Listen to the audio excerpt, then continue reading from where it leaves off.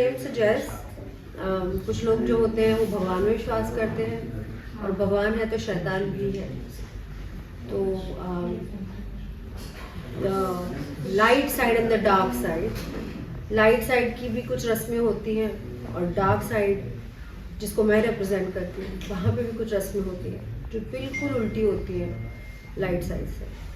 तो I played the role of Kapalika जो बहुत ज़्यादा पावरफुल है और शैतानी शक्तियों में मानती है, शैतान में मानती है और ख़ास करके वो रस्में जो नई दुल्हन करती है, जैसे जैसे वो रस्में पूरी करती है वैसे वैसे मैं और पावरफुल बनती हूँ। तो मेरे लिए वो शैतानी रस्में सही मुहूर्त पे पूरी होनी बहुत ज़रूरी है और बहुत ही भयानक रस्में होती हैं।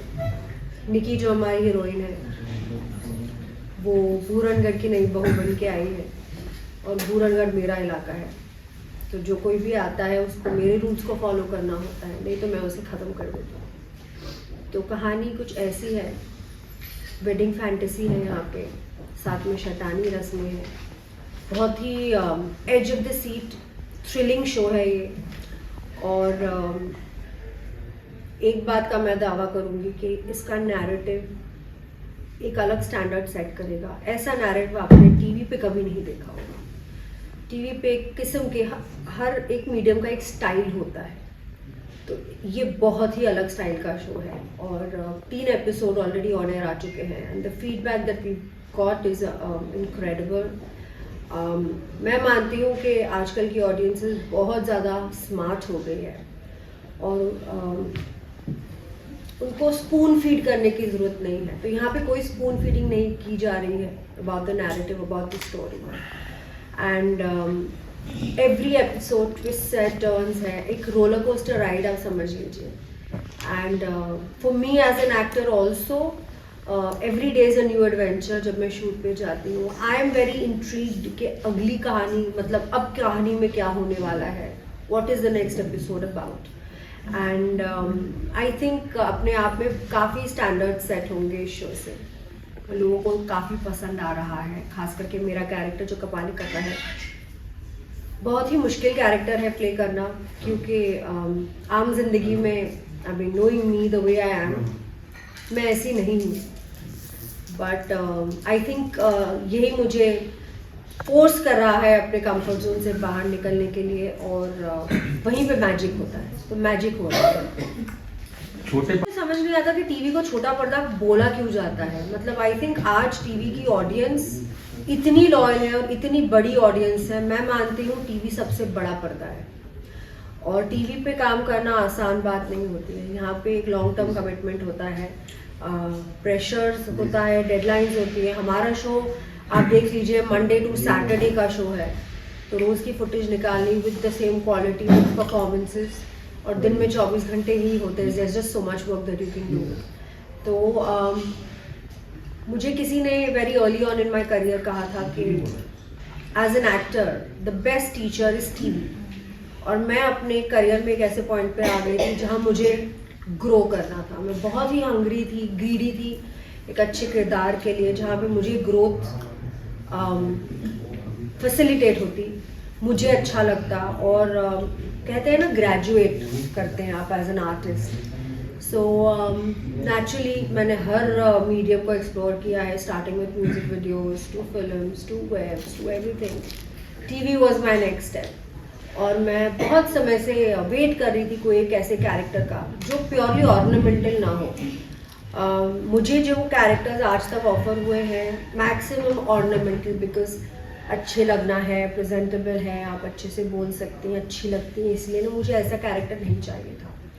तो ये मेरे लिए सोने पे सुहागा वाला कैरेक्टर था, बिकॉज ऑफकोर्स अच्छा दिखना किसी को नहीं अच्छा लगता। Of course I am enjoying my looks in the show, but character इतना ज़्यादा स्ट्रॉन्ग है और अपने आप में ही बहुत यूनिक है। जो टिपिकल टीवी की वैम्प्स होती हैं जो ऐसे ऐसे करती है, ऐसे कुछ नहीं है यहाँ पे। कपालिका इज़ वेरी प्लेफुल, बहुत ही अनप्रिडिक्टेबल है। आपको पता ही नहीं होगा कि अभी वो नाराज़ हो जाएगी या एक जोक क्रैक कर लेगी या किसी को मार डालेगी या कुछ नहीं कहेगी, चली जाएगी। तो ये जो अनप्रिडिक्टेबिलिटी है इसके लिए बहुत एनर्जी लगती है, स्पॉन्टेनियस होना पड़ता है। तो ये सब मैं अब सीख रही हूँ और बहुत ज़्यादा मज़ा आ रहा है। जो आप कहते हैं, ये तो हमारे कल्चर में हमारे जो छोटे बच्चे भी होते हैं उनको भी काला टीका लगाया जाता है, क्योंकि हम नज़र में डेफिनेटली मानते हैं। हाँ, डेफिनेटली होता है मेरे साथ, मतलब बचपन से होता था। जब हम तैयार होकर पार्टीज़ में जाते थे, शादी में जाते थे, वापस आके में बीमार पड़ जाते थे, फिर हमारी मम्मी नज़र उतारती थी। तो इसमें सच्चाई है ऑफ कोर्स, और कहीं ना कहीं कितनी सच्चाई है आई डोंट नो, बट कभी कभी अनएक्सपेक्टेड एक्सीडेंट्स जब हो जाते हैं, जब कुछ अच्छा होने वाला होता है तो अड़चन पड़ जाती है। तो I believe there is something at play here, I do believe. And anybody who believes in God, जो भगवान में विश्वास रखता है, उससे ये पता ज़रूर होता है कि एक हीरो है तो एक एंटी हीरो भी होता है, भगवान है तो शैतान भी होता है। So I do believe in it. I've had my own personal experiences. In fact, to begin with this show, जब ये शो मुझे नरेट किया गया और when I thought about coming on board, weird things did start happening with me. जो पहले कभी नहीं हुआ, जिम में इंजरीज होने लगी, स्किन पे रैशेज आने लगे, और हमारा जो सेट है वो भी बहुत ही ईली सा बना हुआ है। So I believe there are some negative energies everywhere that you go, and especially when you're playing a negative character, आप बहुत ही डार्क जोन में पहुंच जाते हो। Coming to your second question, preparation. So natural सी बात थी to get into the skin of the character, you want to live the character, but that did not work for me because this character is so dark कि मुझे switch off करना बहुत ज़्यादा ज़रूरी पड़ रहा था, otherwise I was getting trouble mentally a lot. So for me the struggle was to switch off. आप एक बार सेट पे जाते हो and you playing a character for 12 hours 14 hours a day, it's very easy to become that character and that is not good because monotony settle हो जाती है, spontaneity चली जाती है। And that is what I realise was required in this character, कि यहाँ पे character में घुसने की ज़रूरत नहीं है, कैरेक्टर को एंजॉय करने की ज़रूरत है। तभी मैं एक यूनिकनेस ला पाऊँगी, तभी मेरी स्पॉन्टेनिटी मेंटेन रहेगी। So trying to shut myself in a room for 2 months and those kind of things did not work at all. मैं बहुत ही डार्क स्पेस में पहुँच गई थी और मोनोटनी भी सेट हो गई थी। Once we shot the first couple of episodes and I saw myself, I said no, this is not working. So to learn to unlearn is important. So then I had to unlearn everything that I had learned in order to bring the uniqueness every day when I came to the shoot. So that was the struggle, and I'm struggling even today after shooting 14 hours, 15 hours. When I get out of the set, meditation really helps to get out of the character, ताकि मैं घर जाऊँ, become normal again, ताकि I can become Kapalika all over again the very next day. So to maintain the spontaneity, switching off was more important than trying to stay in the character, because this is a long-term commitment. The shows go on for a long time. And you cannot be that. It's not healthy. So switching off was, I'm still learning. It's important. Yes, switching off is important, especially when you're playing a dark character. Shiva ji, आपका एक song first जब आया था कांटा लगा, वो धूम मचा दी थी। आप वो जो है कि एक ही दिन में स्टार बन गए थे। तो क्या अब आपने जो है कि वो गाने से संन्यास ले लिया, या कुछ आगे ऐसा कोई आने वाला, कुछ ऐसा प्लानिंग है आपकी? मैं ये मानती हूँ कि मतलब जो भी काम करो, इम्पैक्टफुल काम करो।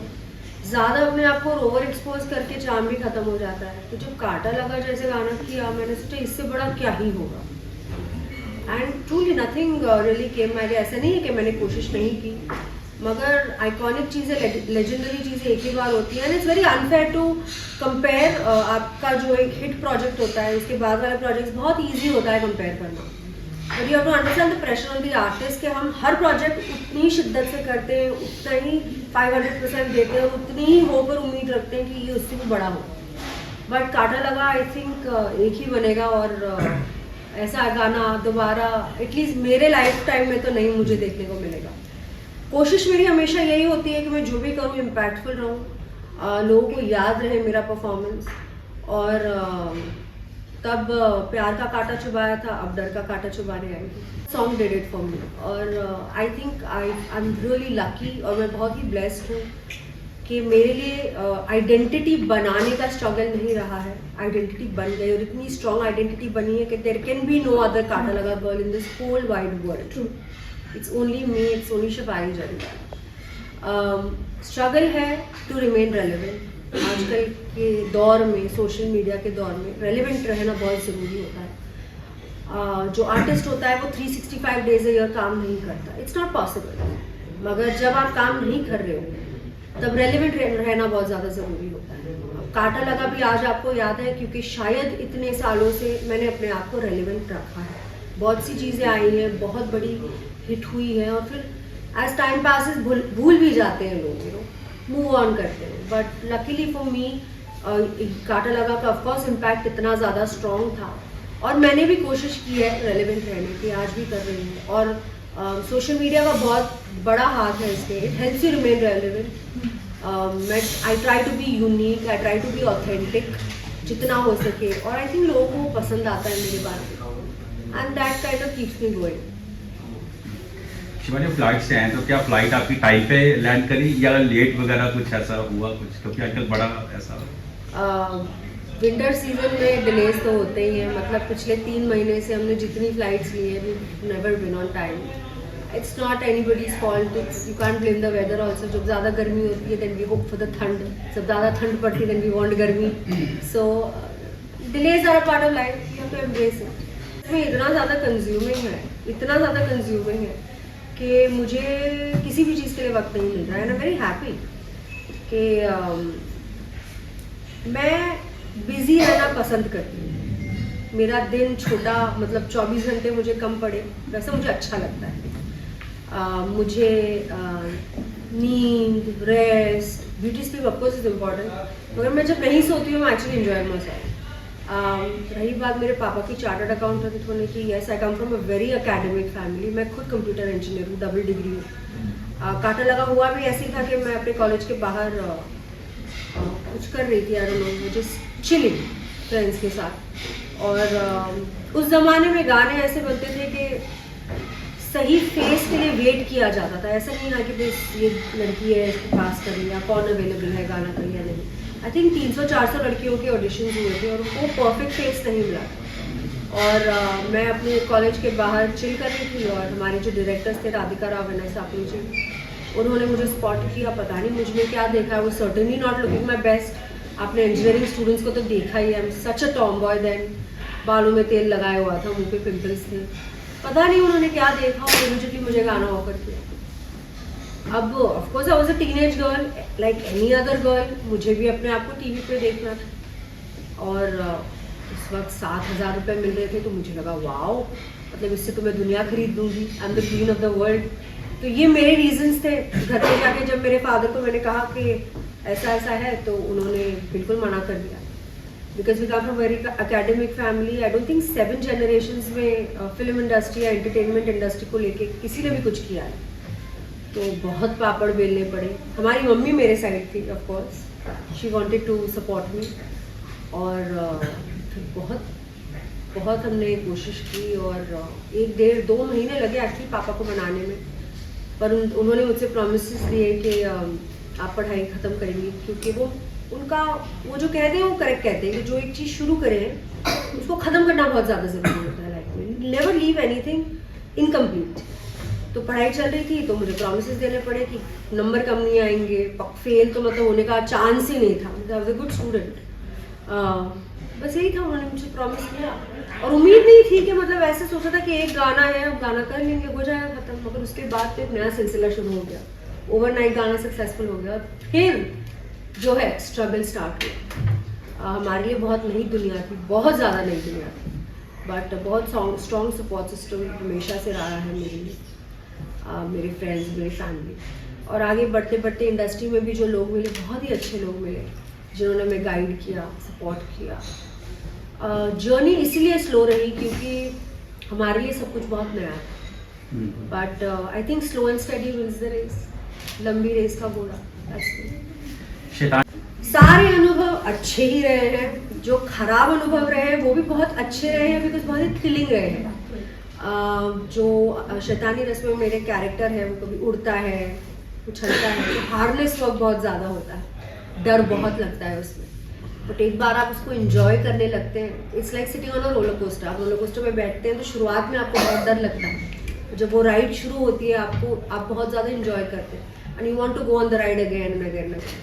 तो यही मेरा एक्सपीरियंस रहा। कुछ दिन मैं बहुत अनकम्फर्टेबल रही, काफ़ी हाइट पे जाके शूट करना पड़ता था, कॉस्ट्यूम्स बहुत ज़्यादा ड्रामेटिक है, तो वो संभालना, साथ में एक्टिंग अपने आप में ही इट्स वेरी कंज्यूमिंग, उसके साथ स्टंट्स करना, तो सारी चीज़ों की ग्रूव में आने में थोड़ा वक्त लगा, तो वहाँ अनकम्फर्ट था, बट अब बहुत मज़ा आ रहा है। शो शूट हो रहा है, it's not a typical TV show, narrative बहुत इंटरेस्टिंग है और इंट्रीग फैक्टर बहुत हाई है। तो ये एक टिपिकल जॉनर आप डिफाइन नहीं कर सकते इसको, या तो हॉरर है या थ्रिलर है, डिफाइन नहीं कर सकते। It's a little bit of everything in this show and specially today after the whole OTT and everything, हम हर किस्म के कंटेंट से एक्सपोज हो चुके हैं और हमने भी स्टैंडर्ड बहुत हाई सेट कर लिया है कि नहीं यार इसमें मज़ा नहीं आया। Like I said, the audience is become very intelligent now, so the audience is going to love the show. It has been made by Triangle Films, who are one of the pioneers in the TV industry, जिन्होंने shows बनाए थे like देवों के देव Mahadev, star Bharat का platform है।